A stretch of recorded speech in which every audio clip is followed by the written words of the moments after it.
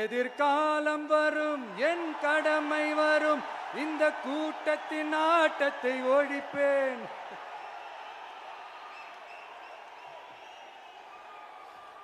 மக்கள் அரசியல் என்ற அந்த சவுக்க கையில் எடுக்கலாமா? யாருக்கு எதிரான தானே கேட்கிறீங்க? வேற யாரு? மறைமுக உறவுக்காரர்களான பாசிச பாஜகவும் பாய்சன் திமுகவும் தான். மாண்புமிகு பிரதமர் நரேந்திர மோடிஜி அவர்களே, 3வது முறையா ஒன்றியத்தோட ஆட்சி அதிகாரத்தை நீங்க தானே கையில் வச்சிருக்கிறீங்க.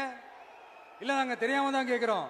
நீங்க ஆட்சிக்கு வந்தது ஒட்டுமொத்த மக்களுக்கும் நல்லது செய்யவா, இல்ல நம்மளுடைய இந்த இஸ்லாமிய நண்பர்களுக்கும் இஸ்லாமிய தோழர்களுக்கும் எதிராக சதி செய்யவா? மக்களுக்கு உங்ககிட்ட கேட்கறதுக்குன்னு ஏராளமான கேள்விகள் இருக்குது.